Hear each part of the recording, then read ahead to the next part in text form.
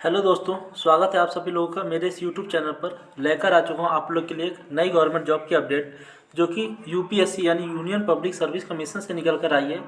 और इस वीडियो के अंदर हम बात करेंगे इसमें कि आपका कैसे कैसे सिलेक्शन प्रोसेस होने वाला है और क्या क्या चीज़ें इसमें एलिजिबिलिटी में मांगी गई हैं। तो इन सब चीज़ों के बारे में हम इस वीडियो के अंदर डिटेल से बात करने वाला है। ये भी बात करेंगे कि इसके फॉर्म कब से स्टार्ट हो रहे हैं। तो सबसे पहले देख लेते हैं। जैसे मैंने आपको बता दिया कि यूपीएससी यानी यूनियन पब्लिक सर्विस कमीशन से वैकेंसी निकाली गई है। और इस वैकेंसी को जो अपडेट है इस 14 फरवरी 2024 यानी कि कल के दिन ही यानी निकाली गई है। उसके बाद इस वीडियो के अंदर हम आगे बात करते हैं कि इसमें किस किस पोस्ट के लिए वैकेंसी निकाली गई है।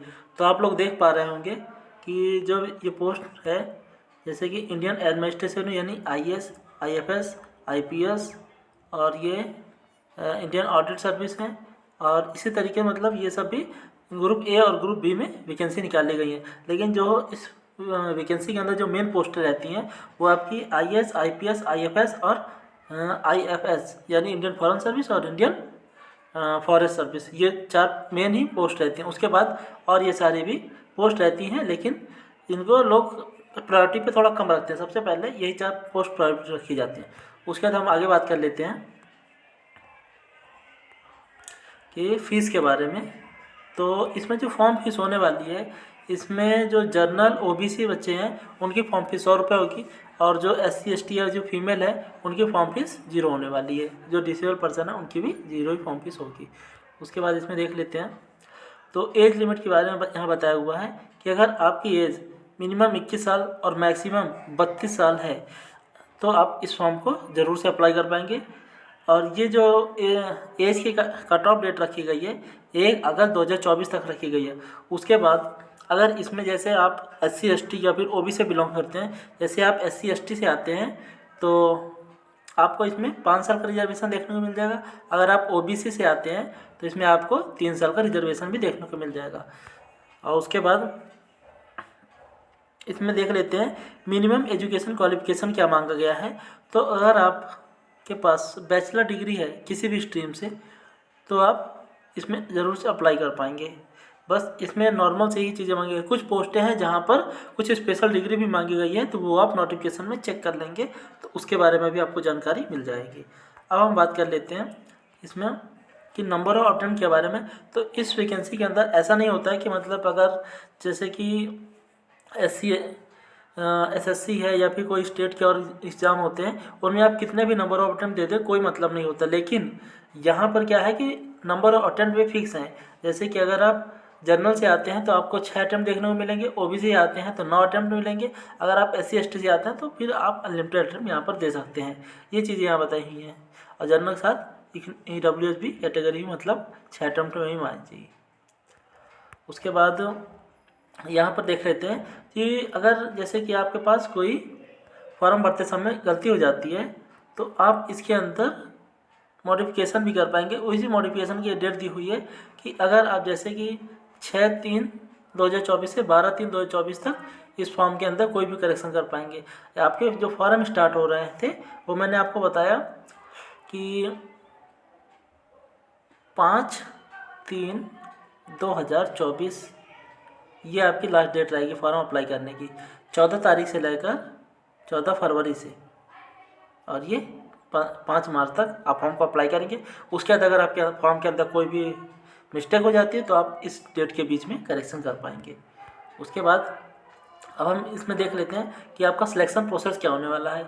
तो यहाँ पर जो आपका सिलेक्शन है मेनली 3 स्टेजेस पर टिका रहेगा। पहला है आपका प्रीलिम्स एग्ज़ाम होगा, उसके बाद मेंस एग्ज़ाम होगा, उसके बाद आपका एक पर्सनैलिटी टेस्ट होगा। तो ये सारी चीज़ें इस वीडियो में हम बात करते हैं। देखिए, जो आपका प्रीलिम्स एग्ज़ाम होगा यहाँ पर बताया हुआ आपका प्रीलिम्स एग्ज़ाम होगा। Prelims exam shall compare to compulsory paper, जो कि 200 मार्क्स के ईच होंगे। यानी आपके प्रीलिम्स में 2 पेपर होंगे और वो दोनों 200 मार्क्स के रहेंगे। इसमें जो दिया हुआ है कि जो each will be 2 hour duration, मतलब जो भी आपका एक पेपर होगा 200 मार्क्स वाला उसमें 2 घंटे का ये आपका समय दिया जाएगा। उसके बाद जनरल स्टडी आपका पेपर 2 होगा, जो कि ये भी प्रीलिम्स का रहेगा, और इसमें क्या है क्वालिफाइंग मार्क्स जाएंगे 33% रहेंगे, यानी आपके 100 में से 33 नंबर आते हैं तो आप इसको क्वालिफाई कर जाएंगे। ये चीज़ यहाँ पर दिख हुई था। क्वेश्चन पेपर विल भी इंग्लिश और हिंदी, ये दोनों भाषाओं में रहेगा। डिटेल सिलेबस इंडिकेट किया हुआ है, आगे वो भी हम बात कर लेते हैं। और उसके बाद जो आपका फिर मेंस एग्ज़ाम होगा उस चीज़ को भी यहाँ पर बताया हुआ, तो वो मैं आपको थोड़ा सा जूम करके दिखा देता हूँ।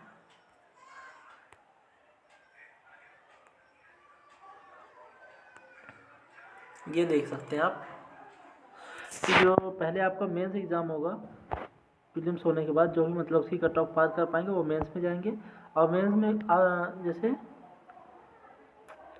पेपर ए होगा, इसमें आपका 2 पेपर होंगे। पेपर ए में जैसे कि पहले तो आपका 1 लाइनर क्वेश्चन रहेगा, उसके 300 मार्क्स का। उसके बाद पेपर बी होगा इंग्लिश का, ये भी आपका 300 मार्क्स होगा। उसके बाद पेपर 2 भी मेरिट, उसके बाद एक मेरिट बनेगी पेपर 1, और ऐसे होगा, ऐसे आपका 250 नंबर का रहेगा।